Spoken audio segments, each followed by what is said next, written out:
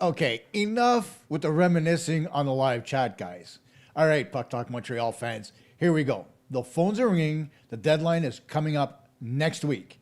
And whether the Montreal Canadiens or buyers, sellers are standing pat, other teams are calling. So today on the live edition of the Bell Center Buzz, we're going to look at the trade deadline interest board. Not players that the Montreal Canadiens may want, but those other teams are inquiring about. Who's generating real league buzz? Who's a secondary chip? Who's absolutely untouchable? Let's talk some puck live.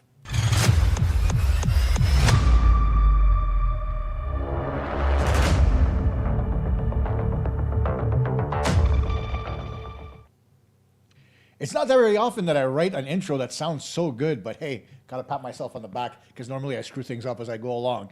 Hey everybody, welcome to Live. I'm Costa Popolias, and of course tonight, ahead of the Capitals game, we're gonna preview all that good stuff between the Canadiens and Caps, but we're also gonna take a look at the trade board. Not just in terms of who the Canadiens might be interested in, just a couple of names I'm gonna throw out there that I've gotten some information about, but also those that other teams are inquiring about, who I got a lot of information about, and those teams that particularly might want to get those particular types of players, whether it's top stars, third liners, and no, it's not Patrick Laine, but I'll get to that as well as the interest in Ristolainen and all that other good stuff that's been happening. I will also read you a text that I got today from one of my sources who works within the Montreal Canadiens organization, explaining exactly what's going on with the local media, because he's as pissed as anybody given what's being said. But I digress. We'll get to that in the second segment of tonight's show, along with the live chat. Now, without any further ado, time for us to get to the Bench Boss Breakdown. And your breakdown, of course, is nothing more than the 5 strengths and weaknesses of the opponent, 5 players to watch, 5 Habs that need to step up, and of course, the 5 keys to victory. So let's get right to it because we've got a lot to cover, starting with the strengths of the Capitals. And of course, number 1 on that list is elite finishing from top-end talent. I am speaking, of course, none other than Alex Ovechkin. But there's some other guys on that team that can also finish. Ryan Leonard is one. Dylan Strome is another. Tom Wilson has become one of the better scorers in the National Hockey League this season. So even if they're not dominating possession, the thing about the Capitals is they capitalize on every single grade A look they get, especially on the power play. Against Montreal's young defensive core, quick release shooting off the rush is critical for the Capitals to get success. The Canadiens can get loose in transition coverage sometimes. And when they do, that's when Washington punishes you on those breakdowns immediately and very accurately. They don't give you time to breathe. You screw up, you're done. And it's basically that simple. The second thing that they do is they have structured defensive zone play. They've got a lot of veterans back there, whether you're talking about Jacob Chychrun or you're talking about John Carlson. Their defense is solid. And so the Capitals have been among the strongest teams when you collapse down low, protecting the slot and forcing perimeter shots. Something we've seen all too often from the Canadiens versus the Capitals, especially in the playoffs last year. Their veteran blue line thrives on keeping play simple. Box out, clear rebounds, and get clean zone exits. Montreal generates offense quite often off chaos and second chance opportunities, right? When there's a couple of rebounds here and there. But the funny part about that is if Washington eliminates those net front scrambles like they normally do, they neutralize a majority of the Habs' offense. And that in turn leads to the Canadiens trying things that they shouldn't and leads to chances for the Capitals going back the other way. Their net front power play presence. Look no further than Tom Wilson. Washington's power play has always been dangerous and it remains that way, especially when they establish inside position. They have bumper plays that they have set up, backdoor rotations, and point shots through traffic. Montreal's PK, can struggle with seam passes and east-west puck movement, hence the reason why we see Alex Ovechkin getting his one-timer off. Patience by the Capitals and puck retrievals is going to equal sustained zone time. So the Canadiens need to try to tighten that up a little bit, but we'll get to what they need to do a little bit later. The Washington Capitals also forecheck extremely heavy. Again, whether you're looking at Strome, Leonard, Tom Wilson, the list goes on and on. The Capitals lean into a physical F1, F2 forecheck and grind shifts below the goal line. And that in turn wears down the defense of the Montreal Canadiens. Montreal's second pair D can struggle on long shift changes, right? We know that already, whether it's Hudson, whether it's Dobson, whoever might be playing together on that second pairing. Sustained pressure in the second period could definitely tilt this game in the direction of the Capitals. And that's kind of what happened last night versus the Islanders, in the sense that the Islanders forechecked the Canadiens into submission, leading to them being a little bit more fatigued than expected. And of course, some sustained pressure in the third period by the Islanders.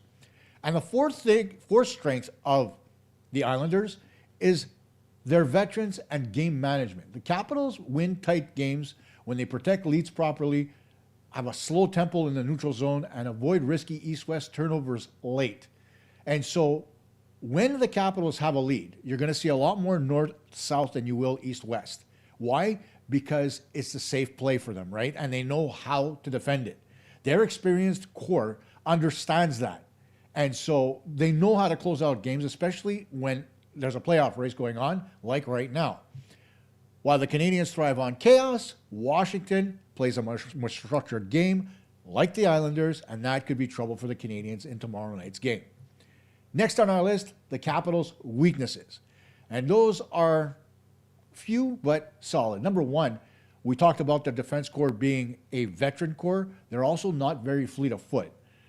Their veterans have very heavy feet, and so they struggle with quick transition teams. Montreal thrives off stretch passes and mid-lane speed, so if they can take advantage of that, they can catch the Washington Capitals flat-footed off the rush. Second, the Capitals turn over the puck a lot in the neutral zone. When the Caps force east-west plays at the offensive blue line, it leads to odd-man rushes the other way, and that feeds into Montreal's transition attack. So forcing them to make plays going east-west at the blue line is going to benefit the Canadiens, but that, of course, takes puck pressure. Their penalty kill is really inconsistent. So if their penalty kill loses structure or fails to clear rebounds, Montreal's puck movement can create seams and they can create chances. Momentum swings via specialty teams, and the Canadiens are good at it. 2 power play goals versus the Islanders. You could see that at 5-on-5, the game was pretty much even. You got to make sure that the Canadiens take advantage of that and force the Capitals into mistakes on the penalty kill. The Capitals are also notorious for very slow starts. Washington this season has had stretches where they have started games cautiously and allow early pressure from their opponents. Montreal needs to take advantage of those slow starts. Don't let them get their legs. Dictate the pace early with Bell Center style intensity to get the fans into it and really bring it to the Washington Capitals early. And of course, despite the fact that they have an aging defense who is extremely strong physically, when their goaltending doesn't absorb shots cleanly, second chance opportunities pile up, and the Montreal Canadiens' young forwards can crash the net and capitalize on those rebounds. They did it before the Olympic break in that 4-0-1 stretch. Now they're 4-0-2, still undefeated in the last. Sorry, I won't say undefeated because they're not. They've gotten points in the last 6 games, right? 8 out of a possible 12. 10 out of a possible 12. None too shabby for the Canadiens. And they could take advantage of those rebounds and make sure that they get pressure on the goaltending. And it's expected, I'll get into the lineups in a minute, it's expected that Charlie Lindgren will be in goal for the Washington Capitals. Now, who are the 5 Capitals that the Canadiens need to watch? Well, of course, number 1 on that list is their alpha male scorer, even at the age of 40, and that's Alex Ovechkin. He can decide tight games with his shooting, especially when he plays at home. But on the road, if there's one thing that Ovechkin does more than anything else, is he forechecks hard and he plays the body.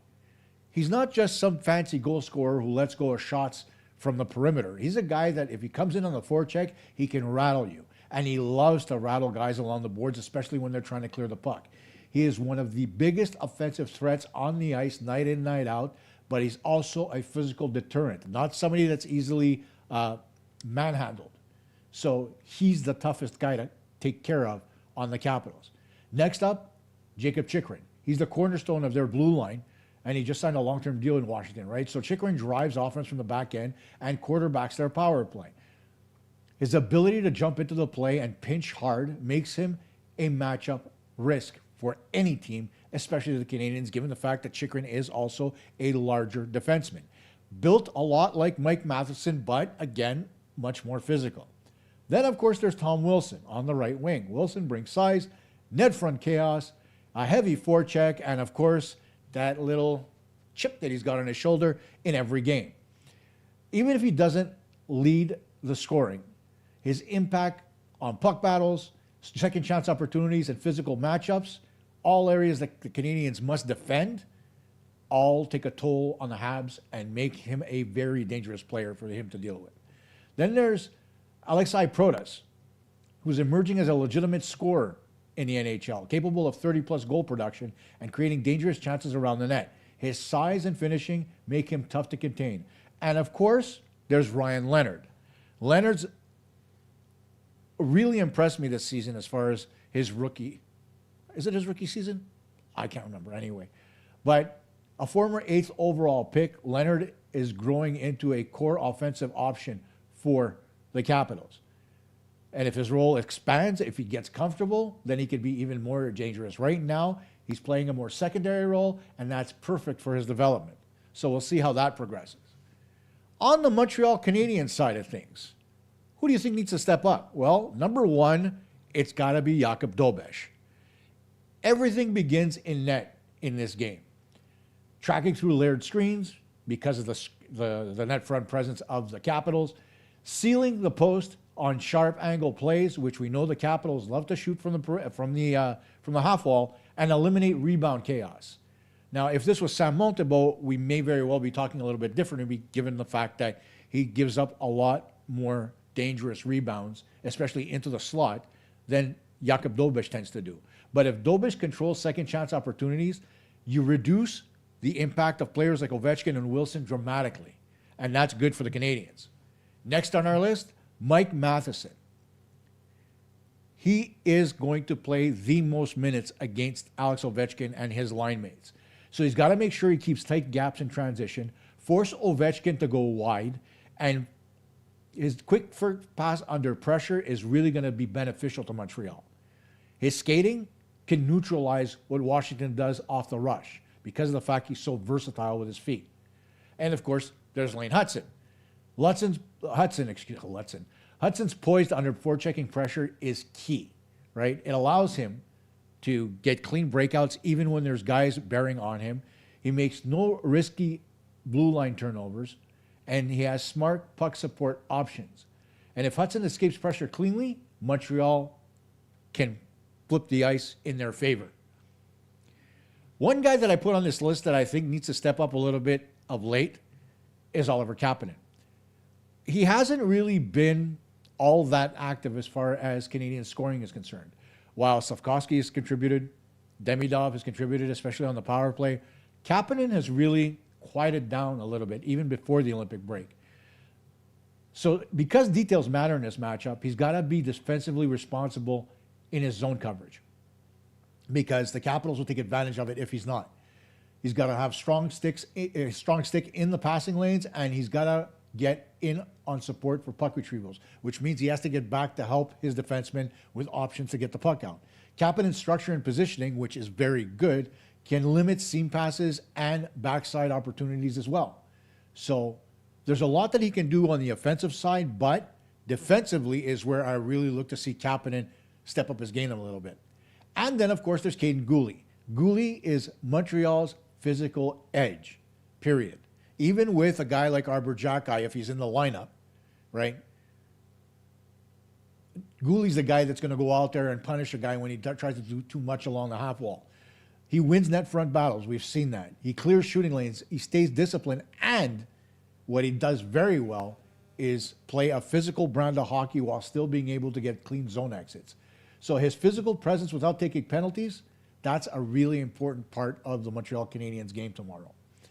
And finally, the 5 keys to winning the season series versus the Capitals. The teams have split the series so far 1-1. The first game was 8-2 in Washington, and then Montreal won the last one. I believe it was 3-2 in overtime or 4-3. Either way, it was an overtime win.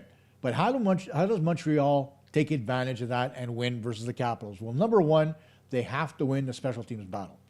Take less penalties, generate more penalties on the Washington Capitals, and the power play has to convert at timely opportunities. The penalty kill, when the Canadiens get into penalty trouble, and we know they will, they have to eliminate seam passes, and they have to be aggressive on the puck carrier. And they have to stay out of the box, especially when they're playing against elite shooters like Ovechkin, like Chychrun, as an example. The Canadiens also need to own the middle of the ice. They need to protect the slot in their own zone defensively, and they need to attack high danger areas offensively. So they need in turn to do what they need to defend from Washington. Take possession of the puck in the high slot or between the hash marks and get good scoring opportunities. Plus, they need to start winning more net front battles. Playoff hockey is won between the dots. I say that all the time. This is not the end of the regular season. Right now, given the situation, this is playoff hockey for Montreal. They need points. They're now 20 points out of guaranteeing, according to most, a playoff spot. So let's get at it. The Canadiens also need to control the pace through possession. Don't get into the habit of dumping the puck out into the neutral zone and letting Washington regroup. Montreal's young core is better and thrives when they establish sustained offensive zone pressure, especially against an older defense and a slower defense like Washington's.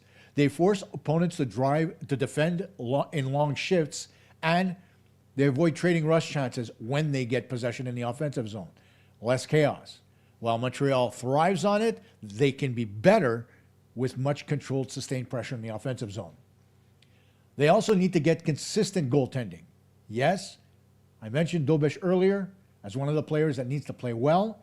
This is it, right? The Canadiens need to get timely saves, especially after defensive breakdowns. They need good rebound control, and they need confidence to build off early stops.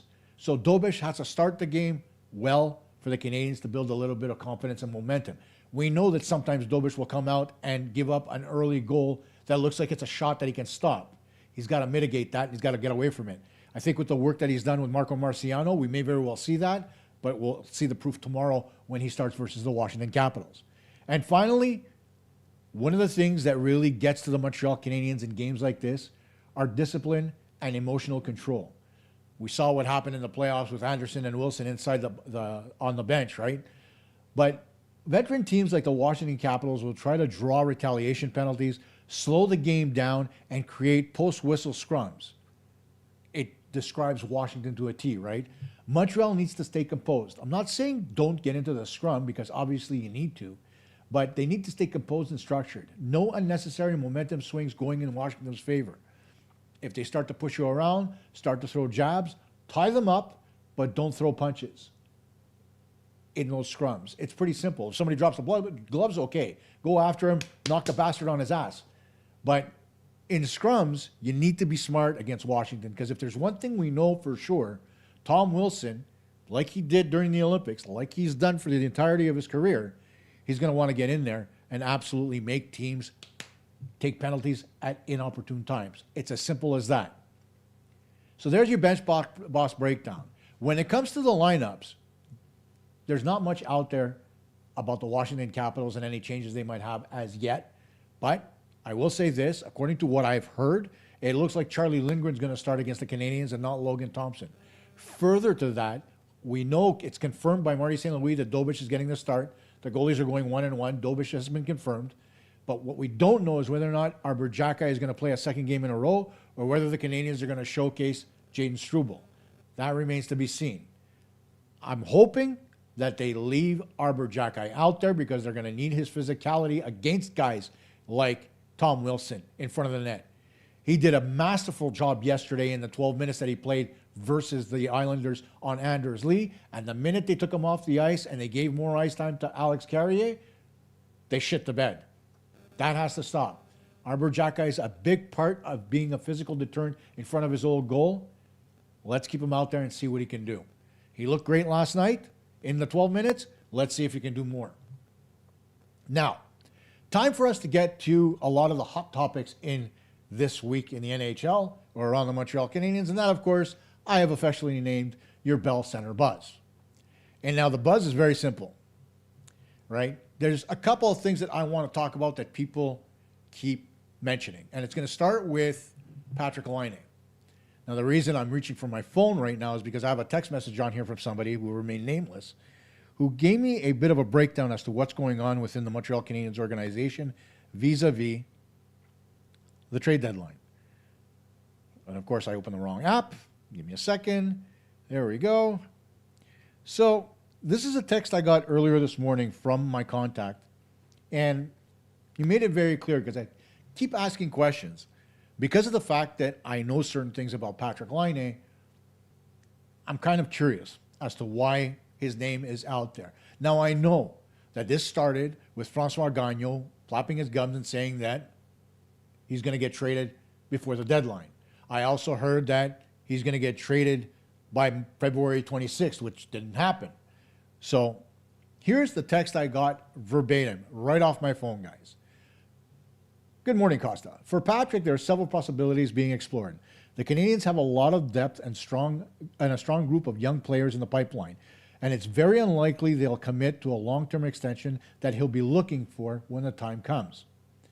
There's also a big difference between a player being actively shopped and other teams simply calling to inquire. Right now, teams are asking about a number of players across the league, including one Kirby Dach, who is on many GM's lists despite his injuries or his history. That's just the reality of this time of year. Unfortunately, and this is the important part that everybody has to listen to, Patrik's become an easy target from certain so-called hockey insiders and sports journalists. It's a simple way to stir emotions and drive engagement. The truth is far less dramatic.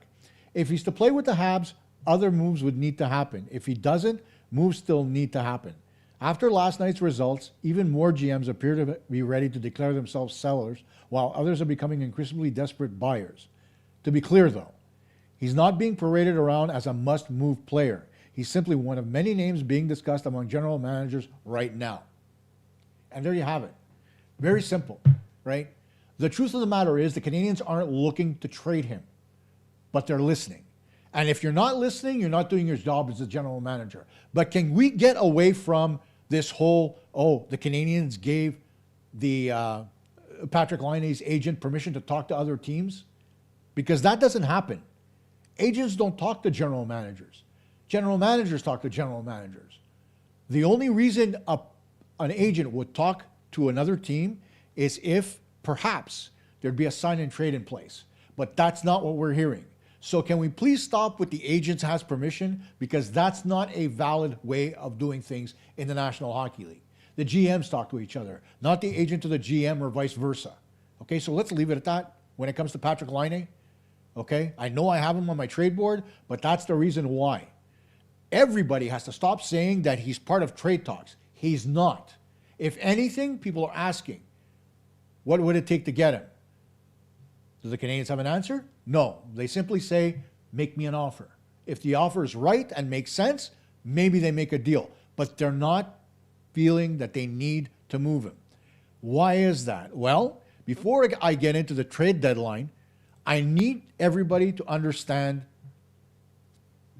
the playoff salary cap and the way it works. Okay? There's three specific issues on the playoff salary cap that you need to keep in mind. Number one, it now applies to the playoffs. So the salary cap is $95.5 million.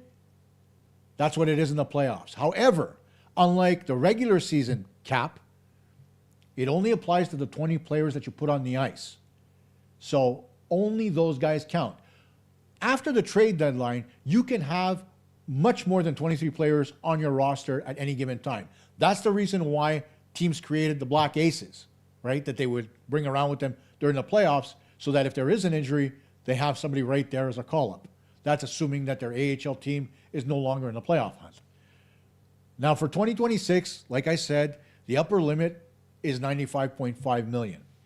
So the reason why they put that playoff cap into place, there's no more LTIR surprises, you know, like we saw with Kucherov a couple of years ago in 2021, as an example.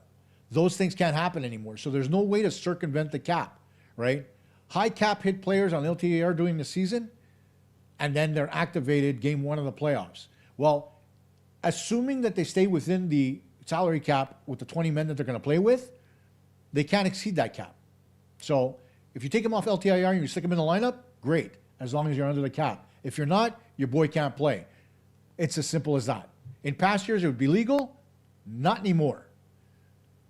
But as I mentioned, and this is another reason why I don't think Patrik Laine needs to go anywhere right now, right?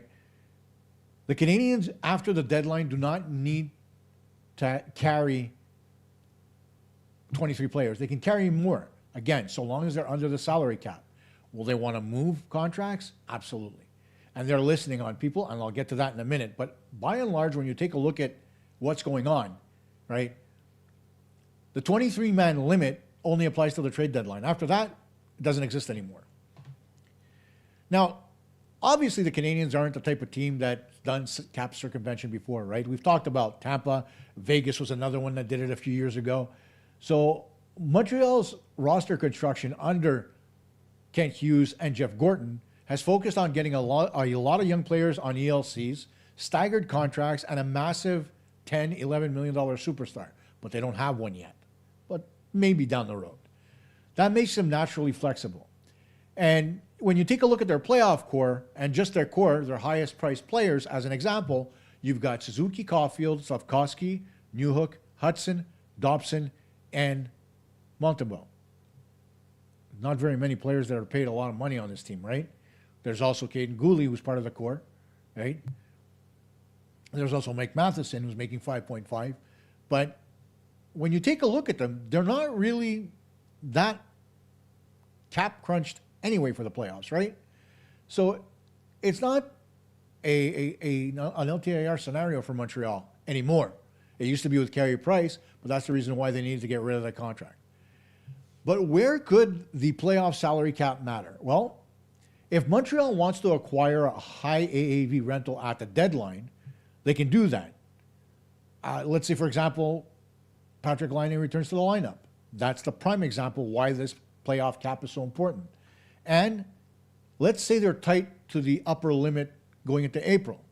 Well, then they'd have to scratch someone with a really high cap hit, or run a cheaper lineup, or carry a 21-man lineup late in the season to bank space. Simple, right? And those are all moves that you can make as a GM simply for posterity, for cap reasons, right? It doesn't really matter. The paper moves that they call, right? But I digress. Here's a hypothetical situation for you when it comes to the cap. Okay, let's say the team cap hit entering the playoffs is $94.8 million, and Patrik Laine returns at 9.7. The full 20-man roster at that point would be somewhere upwards of $101 million. Well, then you have to make a change, do you not? Right? You have to take somebody out. So under the old rules, having the cap that high would be legal because there was no cap.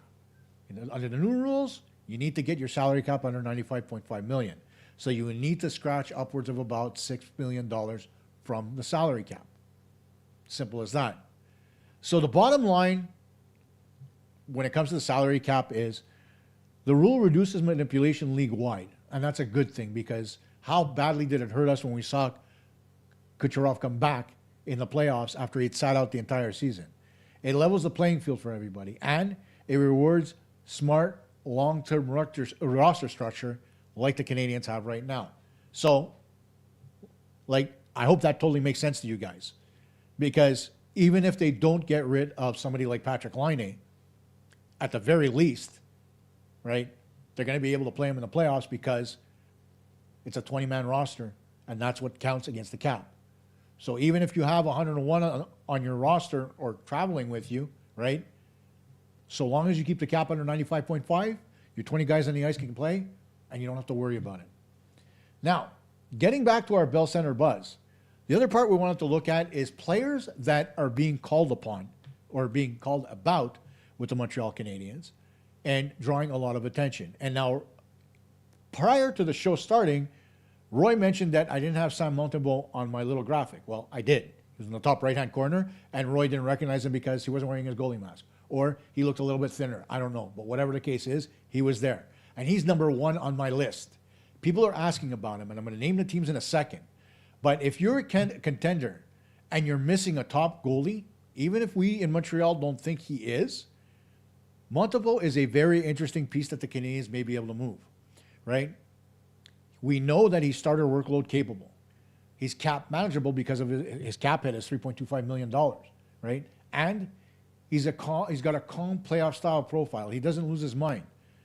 And the goalie market thins very fast. If Montreal hints that he's available, his price is going to skyrocket.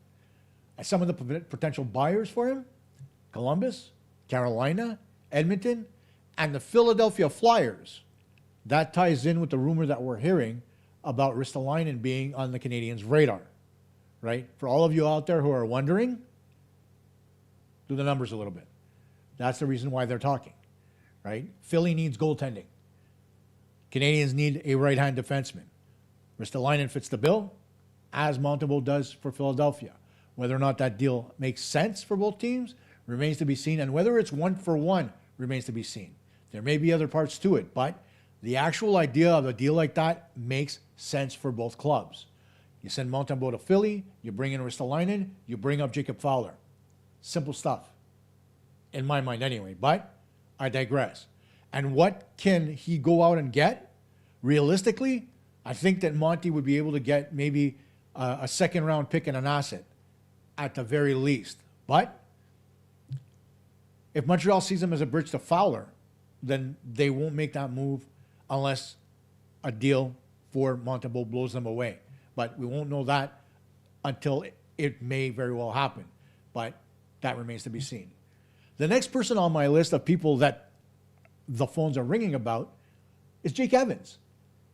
Every playoff team wants a player like Evans. People in Montreal might not be enamored with him, but he is considered to be an elite penalty killer. He's very good at defensive zone starts. He's got no problem with him, and he can close out one-goal games, right? Despite the fact that Montreal isn't very good at it, when we're trying to close out one-goal games, it's very rare that you see Jake Evans on the ice for a goal against. He's the kind of player coaches trust in a game 6. Players that are sniffing around, teams that are sniffing around about him, Colorado, Dallas, Edmonton, Carolina, any team right now needing a third or fourth line center who can close games out and play well defensively, they're looking at him. And what could he get? Possibly a second-round pick or a third plus a B-level prospect. But the decision for Montreal is simple. If you're pushing to make the playoffs, you keep him. If you pivot to asset accumulation so that you can build a little bit more moving forward, then he's one of your most valuable movable pieces. So there's a strong market for a guy like Jake Evans. Now, next up is Philip Deneau. And this is hypothetical because they're asking about him, but the Canadiens aren't interested in moving him. They went out and got Deneau for one very specific reason. They needed depth at center. They needed somebody who could win faceoffs regularly, and Deneau fits the bill. Okay, if Deneau were available, contenders would line up to get him. Not because of his offensive prowess, but because of the fact that he's so good at winning faceoffs, whether it's offensive or defensive zone. Sorry about that. My throat's getting a little bit dry here. An elite defensive center, playoff proven. Coaches love that type of player. And we've seen firsthand how they can contribute in the playoffs, given what he did in 2021, feeding Arturi Lehkonen for the game-winning goal in the semifinals going to the Stanley Cup final. Now, there are some useful trade chips that the Montreal Canadiens have in their system. One of them is Adam Engstrom. Mobile defensemen are very strong currency right now in the National Hockey League. Puck movers, transitional upsides that they have, and guys that are cost-controlled. And that's Engstrom. Right now, he's still on his entry-level deal. And for teams that are pushing and want to play with pace, Engstrom would be a very important part.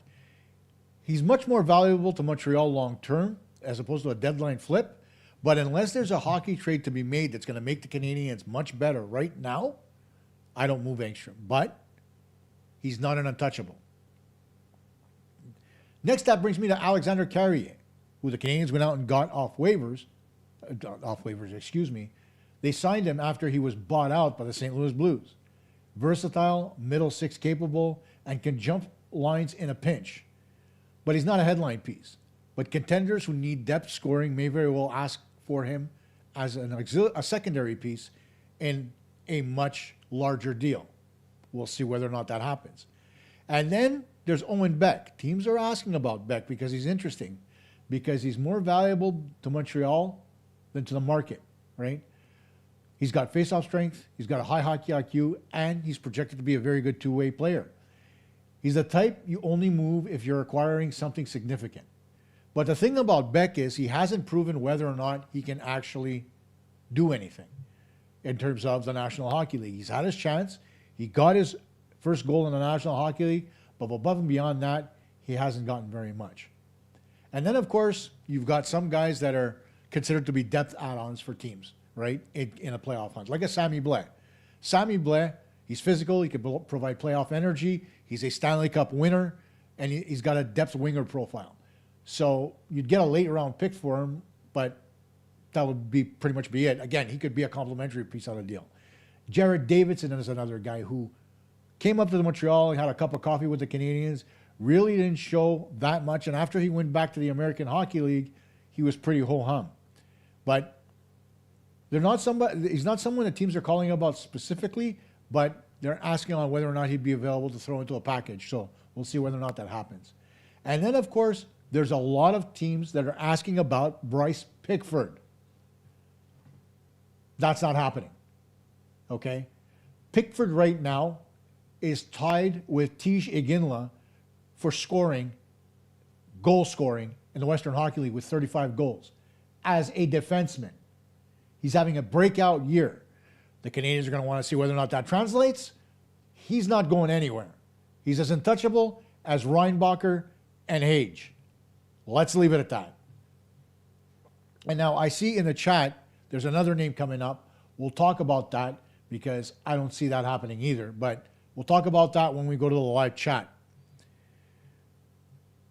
But those are the guys that are calling about, that the teams are calling about to the Montreal Canadiens, right? I'm not making this list up on my own. This is the information that I got. Not that the Canadiens are going to move any one of these guys, but there is some significant interest. We'll see whether or not anything comes of it, but personally, the one I like the most and that makes the most sense would be Montembeault for Ristolainen. That's the deal I'm going to be looking at. Another thing I wanted to bring up that is starting to make the rounds, but was mentioned on this show first, was the possibility of Jordan Binnington coming to the Montreal Canadiens. While everybody else was focused on Jordan Kyrou, which is still a possibility because Kent Hughes is still looking into that part, Jordan Binnington is another piece that the Canadiens may very well be interested in if they do get rid of Sam Montembeault. If they don't want to bring up Jacob Fowler right away and they want to see him how he performs in the playoffs in the American Hockey League as opposed to the NHL, where he won't play very much in the playoffs, given the fact that he hasn't had a lot of experience, I would think that the move to go get Jordan Binnington would be a smart one. And for Binnington, a fresh start would be good because he played well at the Olympics, despite what a lot of people think. But also, he and Jim Montgomery just don't like each other. Okay? So there has to be a change there in St. Louis. So let's get Binnington out of St. Louis. And in the meantime, let's send Montembeault over to Philly for Rasmus Ristolainen, and the Canadiens are suddenly a Stanley Cup contender, or close to it. Let's go, Kent Hughes. We got our deals. Let's make it happen. I'm kidding, of course. I digress. Now it's time for us to get to my favorite part of the show because I love talking through the live chat. Okay, and now let's see. There's my proctologist joke. We're getting away. Blah, blah, blah. Talking about Roman. Jesus, what time is it? It's 2 a.m. in Czechia. Or the Czech Republic, I should say, before Roman shoots me. 8 p.m. in Montreal, my friend. 8:40 now if we talk. Ryan, why trade Patrick Laine? He hasn't played because injury. Why is Montreal doing that? It's not that they're doing it, as I mentioned, okay? They're talking about the possibility of teams acquiring him if they need him, for example. The Canadiens aren't actively trading him as if he's a must-trade player, as I mentioned from my text message. Okay? Let's see here. I am wonderful. We have a need for a second and third pair right-handed defenseman, a top six winger to play with CC and Susie, preferably a left shot as they are both righties. And you're not wrong, but here's the thing I'm looking at. And I'm going to get to it a little bit more in depth in another show. Why am I going out to get depth on the right side when I've got somebody coming? Not just one, but two. We know that David Reinbacher is a hair away from being ready for the National Hockey League. He's been playing some incredible hockey for the Rocket. So I don't know about you, but come the trade deadline, if Reinbacher's available and I am Kent Hughes, I'm sending him up to Montreal and I'm giving him a taste. And I'm going to see what he's going to do. I'm going to sit out one of my left-handed defensemen that plays the right side. Whether it's Goulet, maybe I'll sit out Carrier instead because he's due for a set job after the way he played against the Islanders. To see what Reinbacher can bring on that final pairing. Put him out there with Arbor Jacki. See how that works out. I think it'd be a hell of a pairing. But that's my idea. Reinbacher up with the big club after the trade deadline since there's no cap on how many players you can have. And see how that plays. To me, that's the obvious one. As far as a top six winger is concerned, they're few and far between, right? And right now, you just got Alex Newhook back, and he's playing on the fourth line, okay? If you want a winger to play with Susie, you move Newhook up to the second line to play with Oliver Kapanen and Demidov like he did at the start of the year, and you put Slav back on the top line, problem solved. You can do it all internally. You don't have to make a deal at all. The question is, though, is Newhook ready to go? After game one, of course, adrenaline and all that. He had the legs, he had the speed, he looked okay. But as we all know, injuries can creep up on you after you put a certain amount of pressure on them. So let's give it a few games of Newhook being on the fourth line, out there playing a regular shift. And then if he continues to look good, you got a breakaway opportunity in that game, then you put him up on the second line and see how he can contribute there. Put Slav back on the first. And again, problem solved. Next.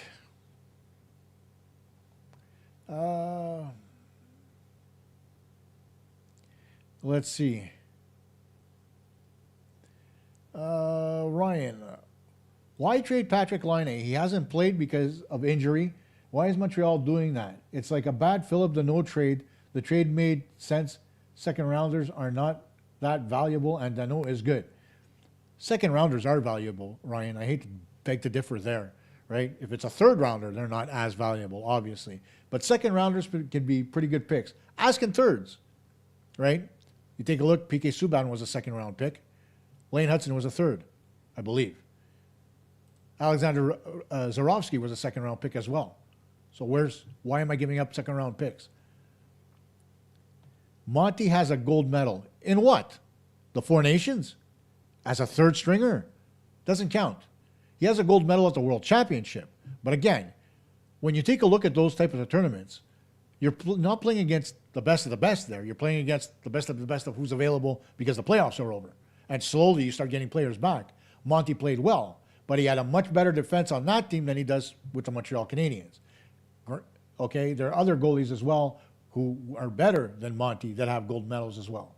So don't count the World Championship gold medal. It's nice to have, but it's not nearly as important as the way he's playing right now. He got that medal a couple of years ago, right? He's not that same goaltender anymore. So let's leave it at that. Let's go here. I am wonderful. What about Celebrini? San Jose's not getting rid of Celebrini at any time in the next 20 years, I don't think. Let's see here. Montreal MUFC, welcome to the show. A little late to the party, but hey, it happens. Let's see. Let's find a good question here. Where are we going? Guys, let's go. We need to get some stuff here. Trade Montembeault to the Bruins, get Mason Lowry, and give him $7 million with a no-trade clause, so we can trade him good nets. Oh man, it makes no Ryan. That trade makes no sense, right? That no sense whatsoever. Montembeau's best option, or at least Montreal's best option, to trade Montembeau and get back value is Philly. It's not the Bruins, and the Bruins won't do it. They're in a playoff race with Montreal. Why are they going to bring Mason Lohrei up to Montreal and get Montembeau? You think their problem is goaltending? I don't think so. Swayman can be better. Korpisalo can be better, but they can't invest more money in goaltending without getting rid of a goaltender. So that's just out of the question. And get out of the Capitals, Ryan, you're yelling.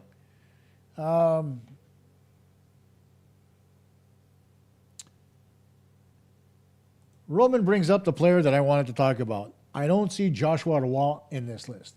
The reason why you don't see Roy in that list is very simply because nobody's calling about Joshua Roy. His value is tanked, okay? Despite the fact that he's a serviceable player in the American Hockey League, he's no longer projected to be that offensive catalyst that everybody thought he was going to be. And here's the thing about Joshua Roy. When he played junior with the Sherbrooke Phoenix, if memory serves, of the QMJHL, that league is offense-oriented. The numbers are skewed. So while you think a player is an offensive juggernaut, the minute you put a little bit of defense in front of him, he no longer knows what to do with the puck. And he no longer knows how to put pucks in the net. That's the story of Joshua Roy in a nutshell. If he had any value, he would have already been out of Montreal. But he's got none whatsoever.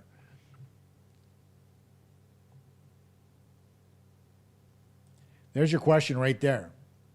Is Jacob Fowler ready to join the Montreal Canadiens for playoffs straight up? It's hard to say, because from what I've seen with Jacob Fowler, he plays a very steady game. He's very calm. And right now, as I've mentioned, I'm not worried about the Canadiens winning a Stanley Cup, right? I'm more worried about them getting more playoff experience and winning around. Can they do that with Fowler and Dobesh? My answer to that is yes. But it's not going to be all on Fowler. Bring him up, let him get the experience, let him play a game or two, whatever the case is, right? Let him play some games down the stretch like they did last year, right? Simple stuff. But at the end of the day, I would rather see Fowler go on a long playoff run in the American Hockey League than come up to Montreal for a short playoff run with the Habs. The experience will be much more valuable for him.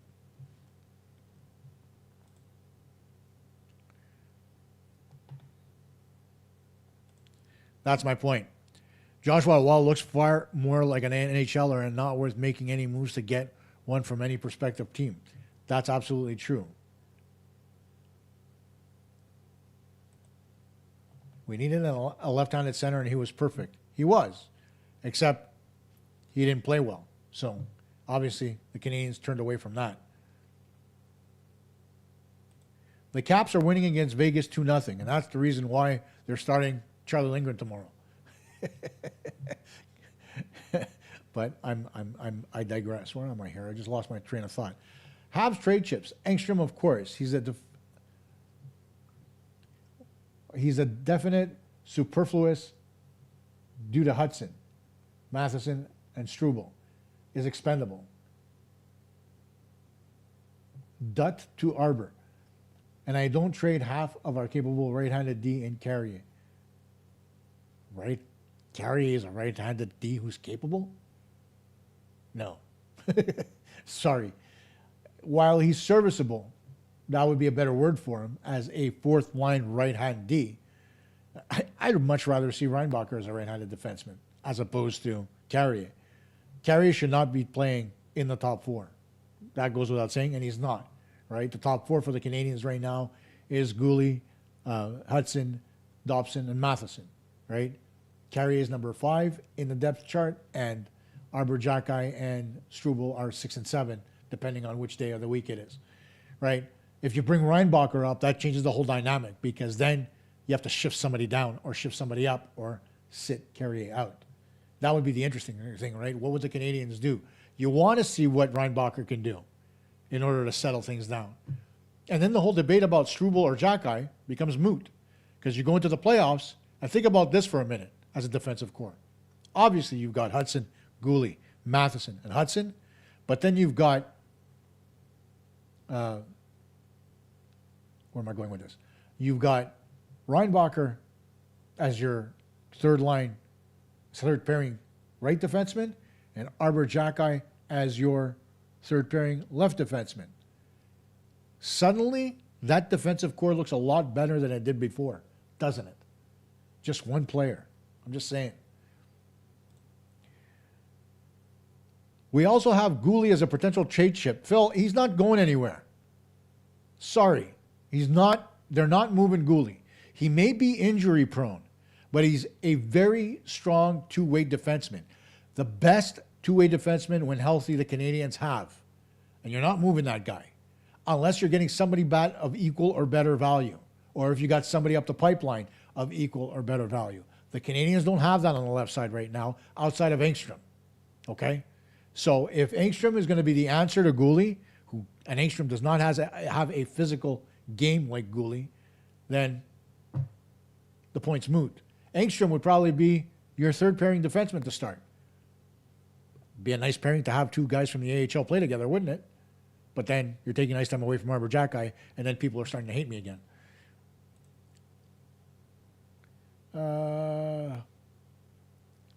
There you go, Phil. Yeah, there's a lot of left-handed defensemen in the organization. Agreed, right? But bear in mind, Xhekaj is an RFA at the end of the season. Struble is a very popular piece, may get moved if there's a deal to be made for somebody else. Engstrom could be a complimentary piece too, but I'd rather keep him.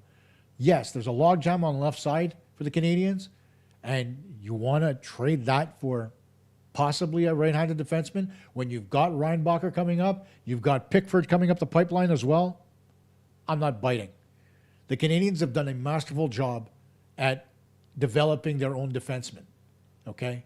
Outside of Dobson and Matheson, all the defensemen, right, and Carrier, of course. You take a look at the defensemen that they've developed internally, none too shabby of a job. Reinbacher's not a maybe, Phil. He's a definite. Let's just put that down, okay? Why would Montembeault not go to St. Louis if we go for Binnington? Hofer is a surefire starter, meaning Blues will want a backup goalie.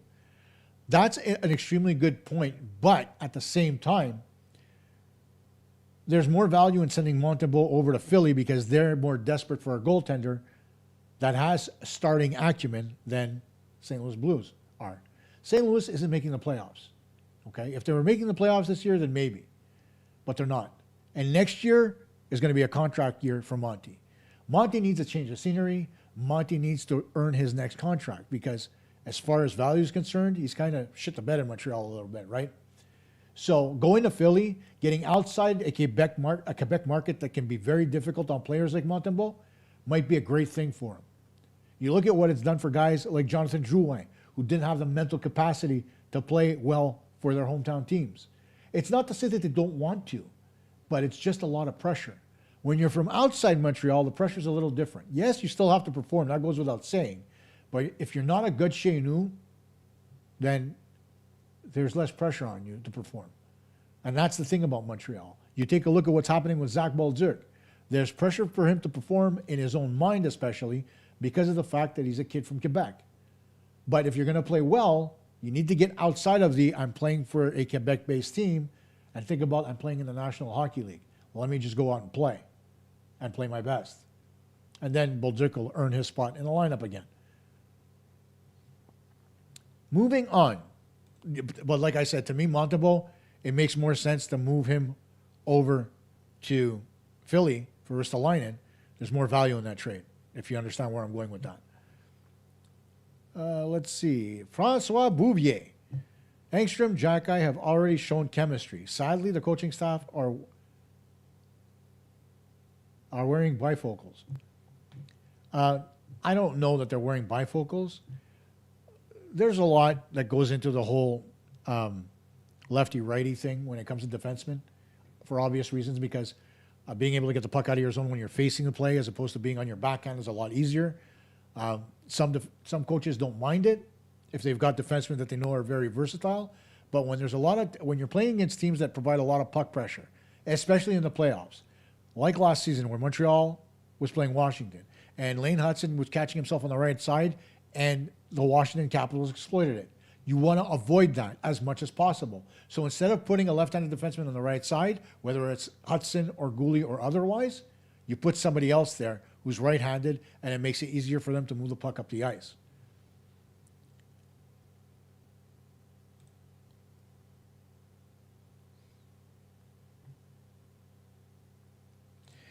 The questions surrounding health seem to be endless with Doc, Gooley, and Newhook, though I am unwilling to give up on either.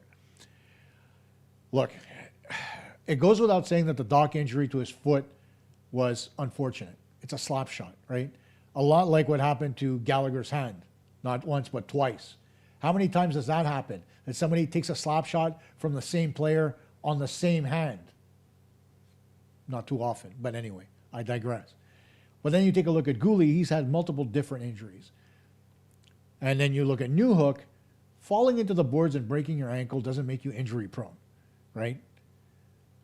It is what it is. He's back, leave it well enough alone. He started off the season well. Let's see whether or not he can catch fire again. But you can add Laine to that group, right? You can add Reinbacher to that group if you're thinking in that direction. All these guys are healthy now. So the point of them being injury prone, it can happen to anybody. Bad luck is bad luck. Gallagher had bad luck for the better part of 3 seasons. It happens to players. We'll see where it goes. Right now, Doc's playing a good brand of hockey. I like what Newhook brought to the table the other night. And Reinbacher's playing extremely well in the American Hockey League. What Laine does remains to be seen. But at the end of the day, there's going to have to be some benefit to whatever's happening with the Canadiens right now.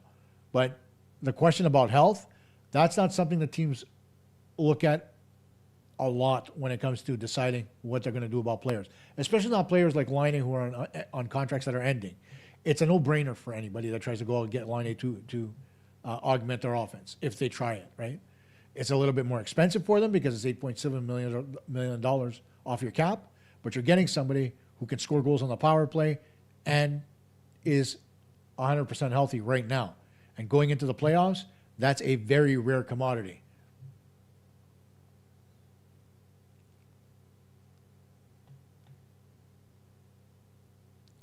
Let's see. Yes, Hudson was drafted second round, 52nd. I thought that was the case. I didn't think he was a third. Who was the third that the Canadiens picked up and is in the lineup? I can't even remember anymore. There was somebody that was mentioned. Oh, that was a long time ago, but anyway. So thanks for that, a bit of clarity there, Phil. I appreciate it. One era I want to hear about, PK.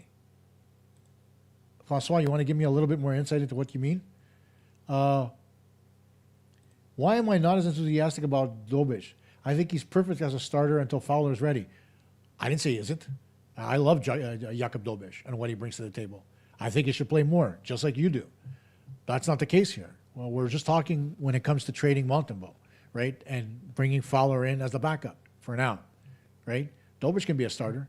In fact, if you get into a situation much like we had with Halak and Price with Dobich and Fowler, doesn't that put the Canadiens in a better place as well? Just saying. Goalie market is very thin, right? And when you have 2 goaltenders that can start, oftentimes teams come in and try to pick away at your starters, right? So why not have that problem? I don't see it being an issue. And I love Jakub Dobich. The Bergevin line, please don't call it that. Galley, Danault, and Anderson is really nice. Overpaid, but perfect. Chemistry's nice. They know their roles. They are soldiers.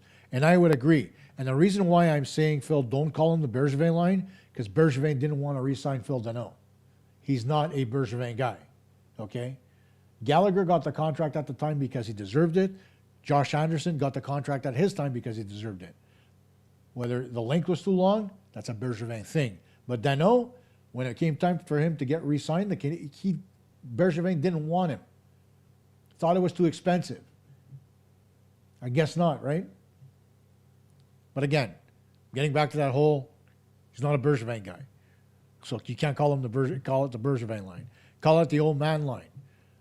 Call it the Roy Shroud line. How does that work out for you? Roy's going to throw something at me. But anyway, let me keep going here. Trade Monty, a first and a prospect to the Blues for a Binner and a 5th round pick. Why am I trading all that? I am Newfie 1. It won't take that much. Why would I trade everything? Monty, a first and a prospect. No. Monty for Binnington straight up should be enough, right? You want to sweeten the deal? You throw a lower prospect, a lower draft pick. You don't throw a first. You're not desperate to get rid of Montembeault. You want to get rid of him to open up the spot for Fowler, but you're not in desperation, right? Bringing in Binnington, waiting for Fowler to get into that spot so that he can be the number 2 goaltender in Montreal. I'm not. No, that trade is way too rich for the St. Louis Blues. Sorry.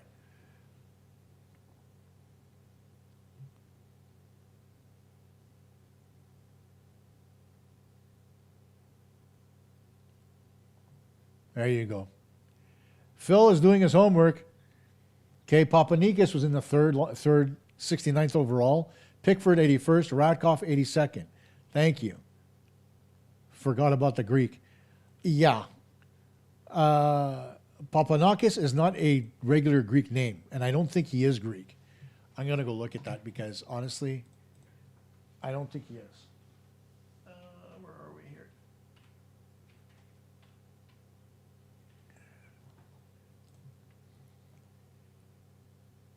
Hayden Papanikis, not Papanakis.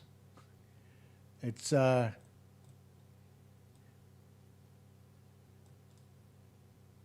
There we go. Here's the proper spelling of it. There we go. That's the proper spelling of Hayden Papanikis. Okay. And to be honest, let's see here. Yes, he is of Greek descent. That goes without saying, given that name. I believe his parents are from Crete, where my mother was from. So that would explain that. And right now he's got 31 points in 46 games for the Kelowna Rockets. So we'll see how that translates when he's up with the club next year. But he may very well go back to junior. Where is he here? He's 19. He has another year of eligibility. So he may very well go back to junior next year. I don't know whether he won't be in the American Hockey League, and I don't think he'll make the Habs outright.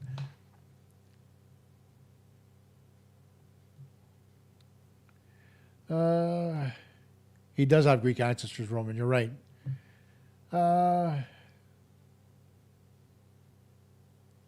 Those Archimedeans, always causing trouble.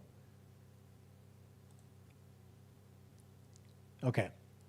It's not Archimedeans. It's Archidia, which translates to testicles, by the way. But anyway, I digress. Now, as I await for you guys to ask more questions in the chat, one thing that I'm going to bring up again is David Reinbacher. Like, I keep saying to myself that he should have been with the Canadiens to start the season this year. But, of course, breaking your hand, unfortunate. I could have seen him making the Canadiens out of camp because he was that good, in my opinion. But then you get back, broken hand. He's out for a while, comes back. Then he gets concussed. He misses like another couple of weeks. And everybody again, Reinbacher's injury prone. Guys, hockey's a physical game. Nobody goes through their entire career unscathed.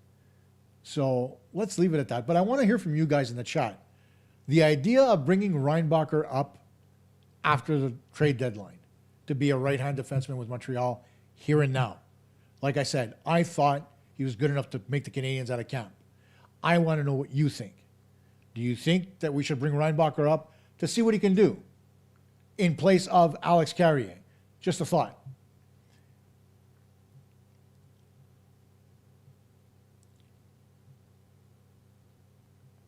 Okay. Bussy's not getting traded. So, and this is in response to Ryan's text here. Maybe someone young like Braden Bussy and trade away a good vet, a fourth rounder to trade away Bolduc, then trade away Bolduc and a second rounder. Oh, listen, this is the whole reason why I hate getting into trade talks and rumors and this and that. If you haven't worked in hockey, you need to understand how the trades make sense, okay? There has to be value for both sides. If there's no value for both sides, you can't make a one-sided deal, okay? Teams won't do that. So whoever the Canadiens want to make a deal with, whether it is for Bolduc and a fourth rounder or whatever the case is, there has to be value coming back to Montreal. And it has to be a legitimate goalie or player coming back. Not somebody that I'm throwing out there just because I like him as a player. I could do that for the entire National Hockey League, but I don't, because I try to be realistic for all of you. So in the chat, please don't put up every trade, every rumor that you've heard, and especially don't put up tweets that Hockey Insider puts up. Okay? For the love of God, don't do that. But at the end of all of it, okay, deals that make sense. The question about Binnington for Montembeault was legitimate because there's value for both teams to make that deal. So you're going to address it and you're going to talk about it. But Bussy is the number one goaltender right now. He's not getting moved. Sorry, despite what people think. I am Newfie One. Binner, Four Nations, Stanley Cup, and did an excellent job at the Olympics. Shut out Montreal and beat them twice. Don't compare Monty to Binner. Yes, he's having a bad year, but the entire Blues team is. Sorry, I didn't even click that to put it up. I'm not comparing them to each other, Newfie. I'm not. They're not the same type of goalie. And I know Binner is better than what his record shows this year. And he proved that at the Olympics behind a defense that wasn't great. Okay? So please, don't put words in my mouth. Binnington is a number one goaltender. The only thing that is happening to him right now that is poor is the fact that he has a shitty relationship with his head coach, Jim Montgomery. So he wants out of there. Doug Armstrong wants to facilitate that because Jordan Binnington has been a good soldier.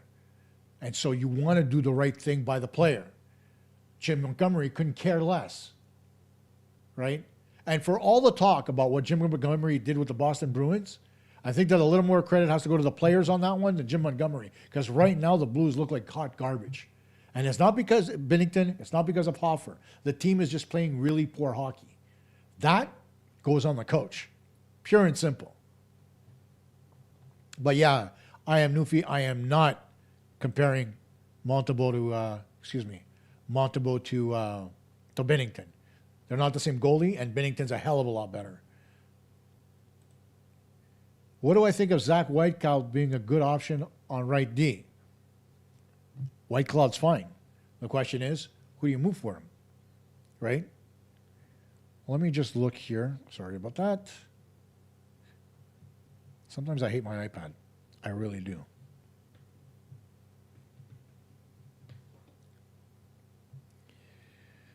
Give me a minute. Where are we here? Let's go. Let's go. Come on, thing.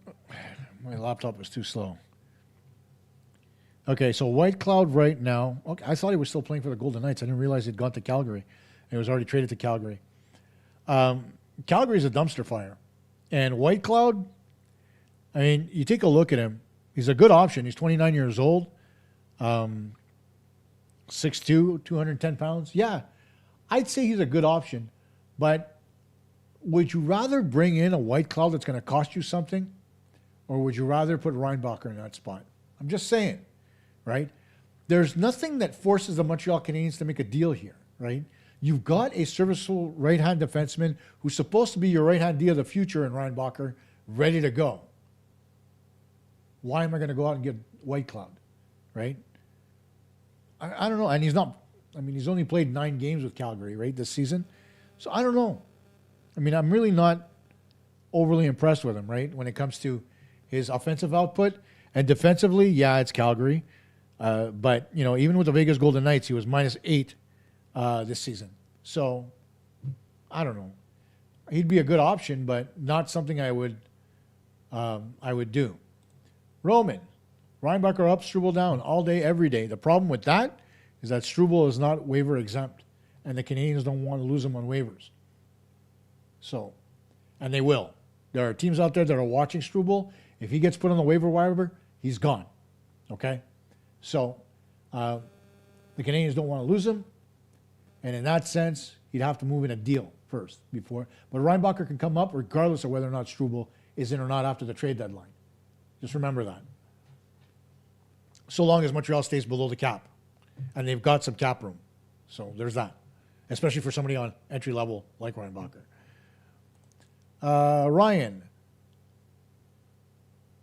let's let Montembeault walk into free agency after his contract ends. No. Sorry. You've got a logjam right now in goal in Montreal with Fowler coming up. And, you've got Radkov. You've got Volokin. I don't know if Volokin can come over yet or not, but Radkov certainly can join the mix next year. Something's got to give. And the one goaltender the Canadiens can afford to get rid of because he's not playing as well as one would think, and a guy who could possibly use a change in scenery, Montembeault's the guy. He's not lasting until his contract's up. If he doesn't get dealt at the deadline, now he's going to get dealt in the summer. I'm convinced of that. Don't hold me to it, but in my own mind, I'm convinced that that's what's going to happen. Guys, I'm falling asleep. Roman, was a pleasure to be with you on the live show. I want to watch tomorrow's game, and I need some sleep. Okay. He needs so much sleep that he's spelling words wrong, and I can still read what they are. Thanks for joining, Roman. Have a good sleep, my friend, over in the Czech Republic. Was King Leonidas less enthusiastic? The less enthusiastic Greek troops sat thermal pile? Okay. Let's stop with the Greek jokes, if you please. King Leonidas is a little bit of a myth, as it were. That hole in the ground that they depict in 300, the pit's there. It's nowhere near as deep. And it wasn't used against the Persians. Anyhow, for example, Circe did not send his messenger to Sparta. Let's see here.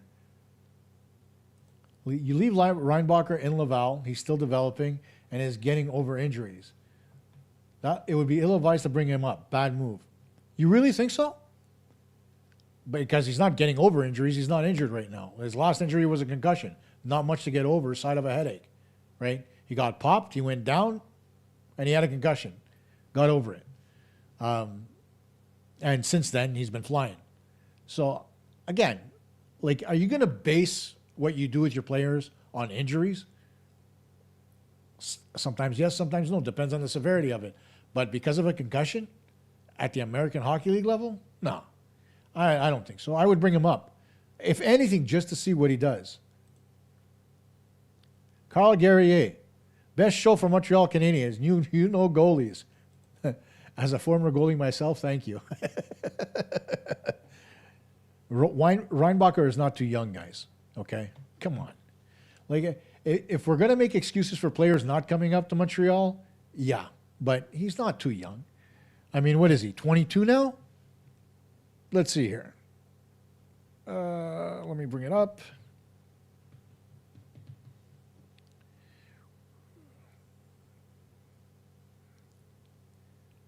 Oh, he's 21. He's going to be 22 in October. I was close.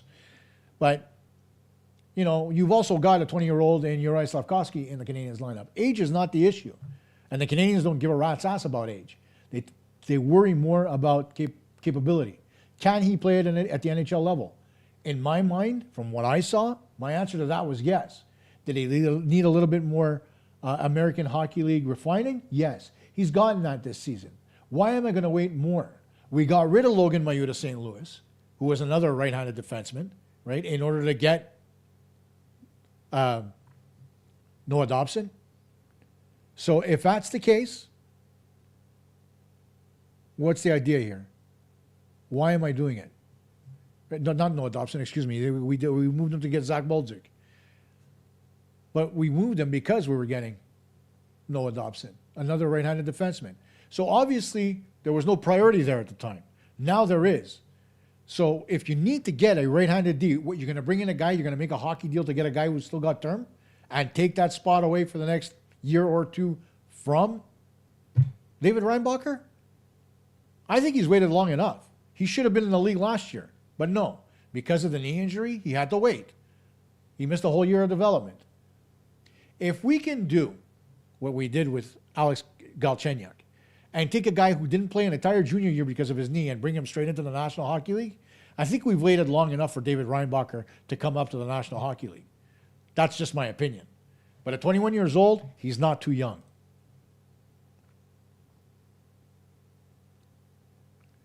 Reinbacher is the antithesis of a playoff D-man. Have you watched the kid play, Roy? I have.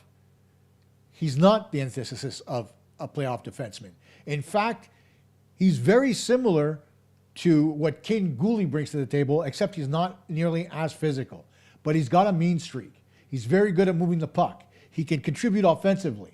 He can finish body checks along the boards when he has to separate man from puck. All the good things that we want from our defensemen. Why are we saying that he's not a playoff defenseman? Give me a reason. I'd like to hear it. Because from what I've seen from him on the ice, it's the furthest thing from the truth. And Roy probably just said that to get me pissed off. But anyway, let's see here.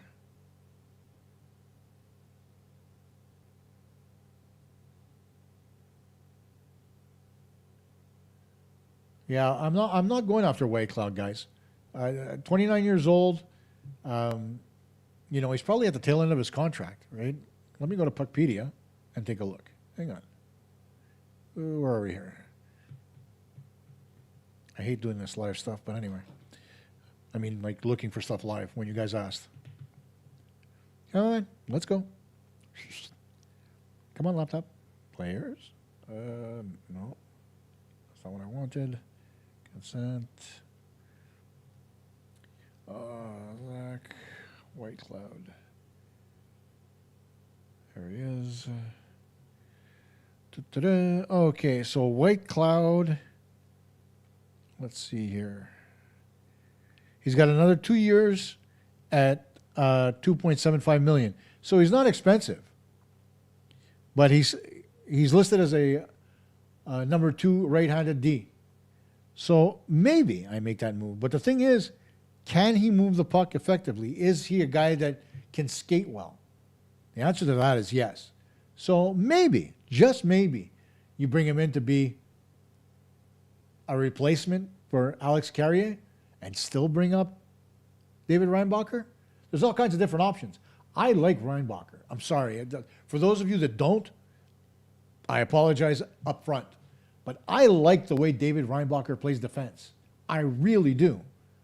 So, I mean, I encourage you guys to watch some Laval Rocket games and form your own opinion of the kid. I watched a few games during the Olympic break, and man, oh man, he looked good. Like, really, really good. A guy that you could count on no matter what. And Pascal Vincent, his head coach in Laval, he raves about him. What more do you want? How much more does the kid have to do to earn a spot with the Canadiens? I don't know if there's much more he can do.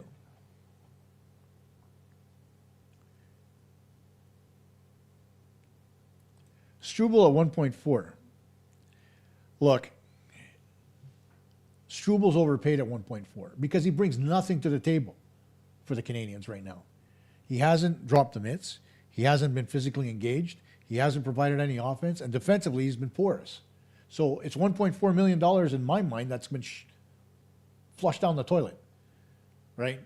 Now, I know the player's got to get paid, and he earned that contract after his play last season. But I'm sorry, he's not playing up to the $1.4 million that the Canadiens are paying him.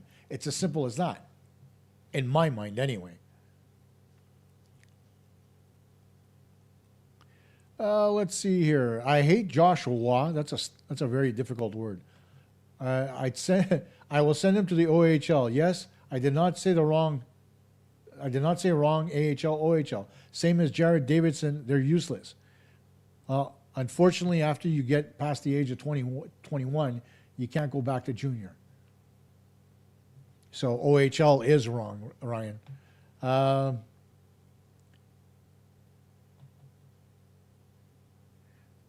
Do we miss Allen? He's on a pretty sweetheart deal and steady as ever.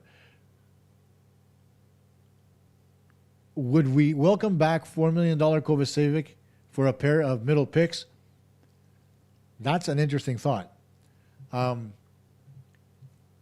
I personally know Jonathan Kovacevic from his days with the Hawkesbury Hawks. I used to work for the team when he was there. I like John. Just to give you a little bit of background on Jonathan Kovacevic, he started his junior A career with the Ottawa Junior Senators. And the coaching staff in Ottawa did not think he was good enough to play junior A. And so they traded him to Hawkesbury. He came to Hawkesbury, and under the tutelage of my friend Rick Dorval, he changed his game.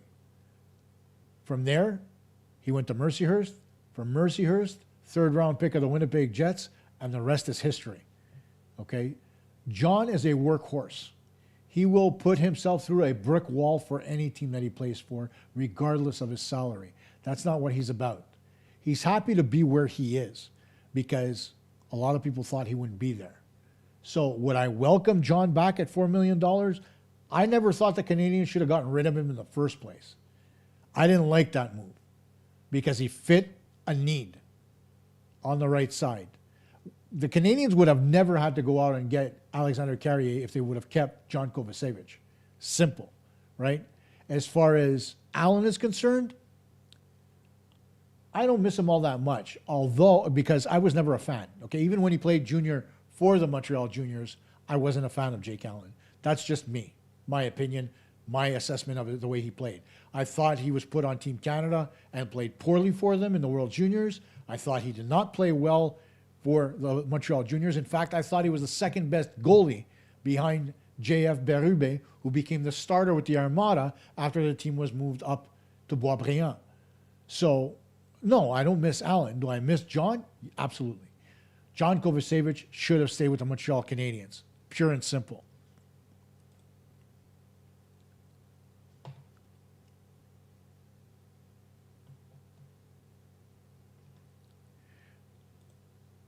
The history of Leonidas is on my other YouTube channel. No, I'm kidding. Yeah, King Leonidas is a big part of Greek history, but there's a lot of stuff that's part of Greek history, right? Whether you look at, the story of Hercules and his 12 labors, there's the story of the Minotaur. While people say it's part of Greek mythology, his actual labyrinth exists in Crete, and I've seen it myself. So, there's a lot of questions to be had there, but it's well beyond my scope of remembering because a lot of my Greek history has gone the way of the dodo. Ye boy DVH. I love it. Okay. Montreal doesn't really need to do anything with Hage, Reinbacher, and Zorowski coming up. I think a second-line center like Trocheck, O'Reilly, and Thomas would definitely help, but at the same time, it's the price. And that right there is the most intelligent thing I've seen in the last few weeks. You're absolutely right, ya boy.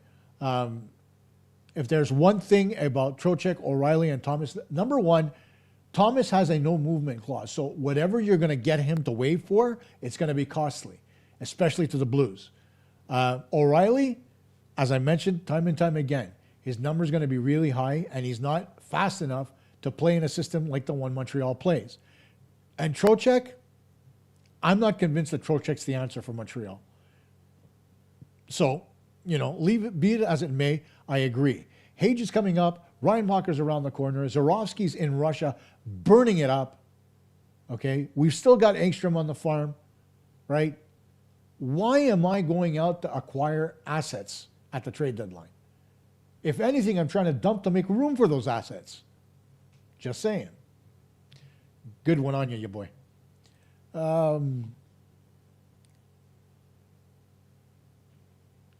And there you go. Somebody who was watching the same games I was last weekend, right? Violet was in Utica to watch the Laval Rocket take on the Comets. And as she mentioned, she saw Reinbacher make some big hits last weekend right in front of her. And yes, that is exactly what I'm referring to. Violet, I'm sure you agree with me that he looks NHL ready. I'm just saying. Penny Lane is in my ears and in my eyes. Lazaretto, you want to tell me what that's all about? I know it's a Beatles song. I'm old. I'm not stupid. But what are you making reference to? Patrick Laine? I don't know. Anyway.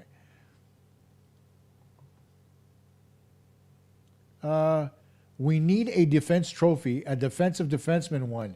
Weird that hasn't. You know how many times in the past 2 decades that's been mentioned, Phil? A lot of people are asking for it because right now the Norris is going to the wrong kind of defenseman, right? I am in 1,000% agreement with you. Who do you name it for? Well, take a look at some of the best defensive defensemen in NHL history. Pick one, name it after him. Who is it? I don't know, but you're absolutely right. The same way we have a defensive defenseman award, there has to be a dissertation between the James Norris for the best offensive defenseman and whatever you name the trophy for the best defensive defenseman. Totally agree.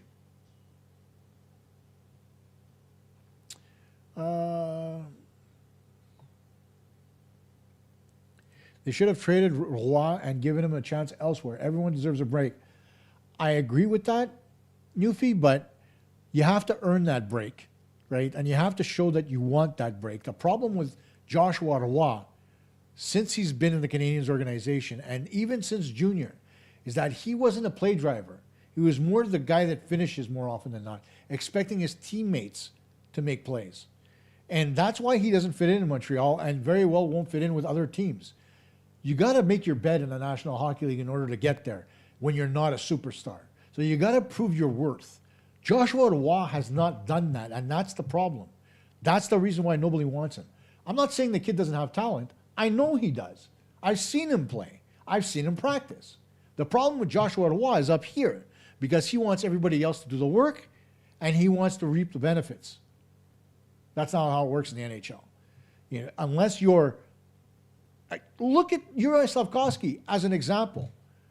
Do you think that he just absolutely became the #1 overall pick that we all projected in the first season? No. He had to work his way up through the lineup, right? And yes, given the time that the Canadiens were developing Slafkovsky in the NHL, it's not the same thing as Roy. I would very much agree. But he still earned his spot. He worked his way to it. Now he's a leader on the Montreal Canadiens instead of being a rookie on the Montreal Canadiens just 4 years into his career. Can you say the same thing about Roy? Given the opportunity, do you think he could provide what Uri Slafkovsky has provided or something like Uri Slafkovsky's provided? In my mind, not the way he plays. Okay? He might want to up here, but it's not translating on the ice. That's the problem with him.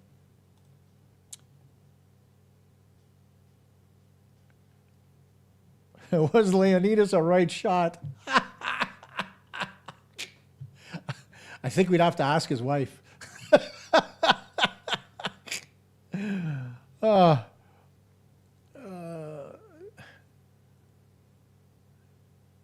Let's see here. Rod Langway. There's a blast from the past. Wow. That's a hell of a name to bring up for the award. Good on you. Oh, Rod Langway. I don't know if he would be the best of the best defensive defenseman. So let's do this, right? Who do you think is the best all-time defensive defenseman in NHL history? Right? There are a lot of defensive defensemen that put up a lot of points, right, in the National Hockey League. In my mind, I'm thinking somebody like Guy Lapointe, as an example, would be a hell of a name to put on a trophy like that. Despite the fact that Lapointe put up a lot of numbers because of the fact he played on teams in the 70s that put up a lot of numbers. But defensively, the big three were among the best. Devious Luke, the Raymond Bourque Award. Absolutely. Love that one. Douglas Murray Garrett, you're fired.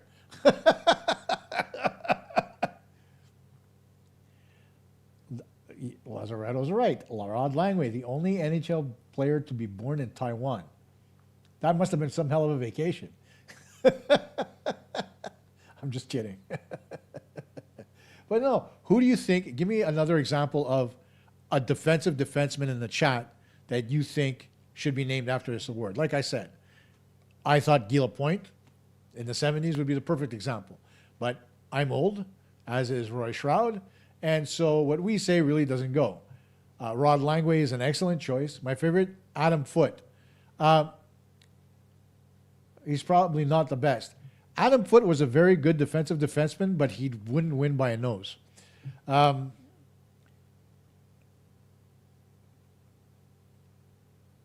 If somebody offers a future seventh for Roy, I think it's okay. Scott Stevens.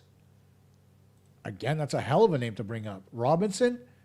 Yeah, you could say Larry Robinson. But again, Robinson put up a lot of points as a defenseman too. As did Serge Savard. Another good pick there by Goldauer. I agree. But let's think a little bit outside the box. In my mind, I'm thinking more along the lines of a guy who wasn't flashy. Like a Brad Park, for example, with the Boston Bruins. Right? He wasn't a flashy defenseman, put up a few points, but was better known for his defense. Charlie Huddy is another guy that comes to mind. Nick Lidstrom, another guy who put up a lot of points, but was a very good defensive defenseman. Very good on you, Garrett. Jacob Slavin? No, not an all-timer in my mind. Let's keep going, guys. I love this conversation. Scott Stevens is a good one. Robinson, Savard, very good, as is Lidstrom. The trophy would be his for the first few years and then be named after. No, Ken Morrow. Killing me. Slavin is not the best defensive defenseman in hockey right now, Phil. Leave it alone. James Grant. The Habs could give the trophy to the NHL and name it to Doug Harvey, who is known for controlling the game. 7 Norris trophies. Yeah, but just like I was talking about, you're not going to call it the Bobby Orr, James, because Bobby Orr did the same thing that Harvey did. He dominated the game through his offensive skating ability.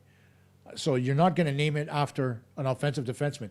Bobby Orr had a plus-minus of 121 season.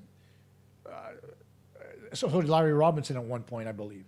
Chris Pronger, not the best of the best, but definitely a good defensive defenseman. That goes without saying. Phil, stop saying Jacob Slavin. Pronger needs a hospital wing named after him. I don't disagree. Lazaretto. The Denny Potvin Award. There we go.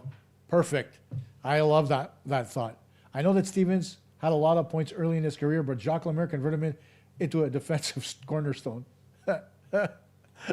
You know, one day when I have permission, I'm going to tell you a story that I heard about Jacques Lemaire that made me piss my pants. Kill it almost. I used to work for a former NHLer or with a former NHLer's mother. And it wasn't him that told me the story about what happened to him and Lemaire. It was actually Stéphane Richer. The story is legendary. I hope one day they let me say the story on the air. They know I do a podcast. They've told me to keep my mouth shut.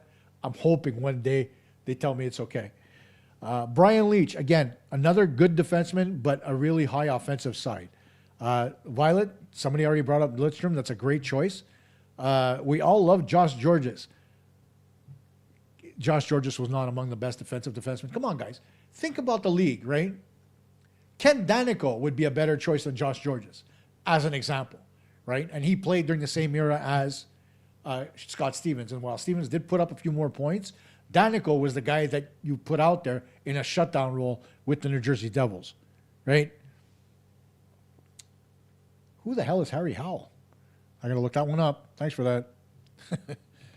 Harry Howell. Canadian ice hockey defenseman. Let's see here. Born in Hamilton. Where did he play? He played from 52 to 76. He also played in the WHA. He was the Cleveland Barons general manager. He's in the Hall of Fame.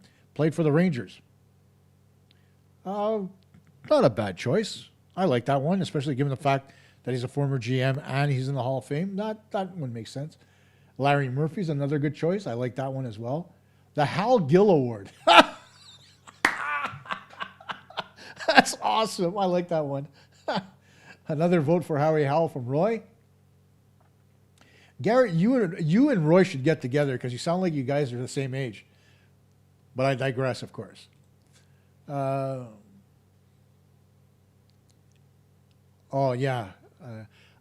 Violet, I used to enjoy watching paint dry more than I watched NHL Devils games, okay?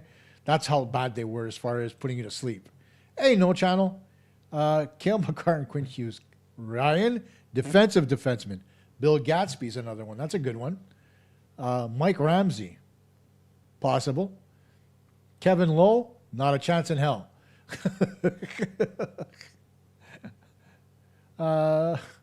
Let's see. Cale McCartney, again.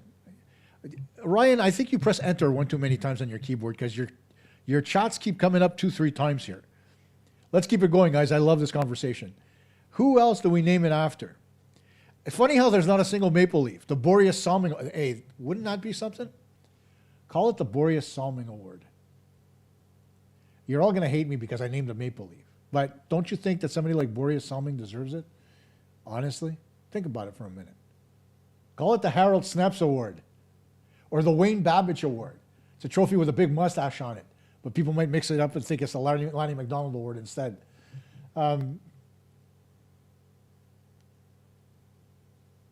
Tim Horton? I don't know. I don't know about Tim Horton. It's a good name, but I drink too much of his coffee already. I don't want to see his name anymore. No, I realize that that's the only good defenseman that you know, Bobby Orr, Ryan. But since he's not a defensive defenseman, I wouldn't put him on that list. He was more of an offensive first defenseman. Yeah, see there, Violet agreeing with me about Boreas Salming. I wouldn't have a problem with that. I liked Salming. I really did, despite the fact that he wore the wrong colors. But he also put up points. Yeah, I agree. It's going to be rare that you're going to find a defenseman that doesn't put up points when he plays as many minutes as some of the best did, right? And again, I go back to some of the best defensive defensemen of all time. Please change the subject. When you take a look at Savard, Robinson, Lapointe, all those guys put points up, but they were stalwarts on defense. What do you want to talk about, Ryan? Give me a reason to change the subject. Although, you know what? Maybe not. Give me a subject. If you give me a subject, Ryan, that we all agree on, let's go.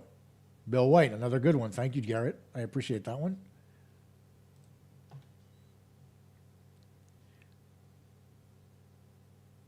And nothing. Crickets from Ryan. All right, Ryan, you had your chance. We're moving on. So, since Ryan wants me to move on, let's move on to the end of the show, folks. Although I did have a lot of fun at tonight's show. I will say this, okay? Tomorrow night's hockey game is going to be a huge litmus test for the Montreal Canadiens. They need those points versus the Washington Capitals. As I mentioned, a lot of pundits out there believe the 93-point mark is the breaking point for making the playoffs, right? The Canadiens right now sit at 73.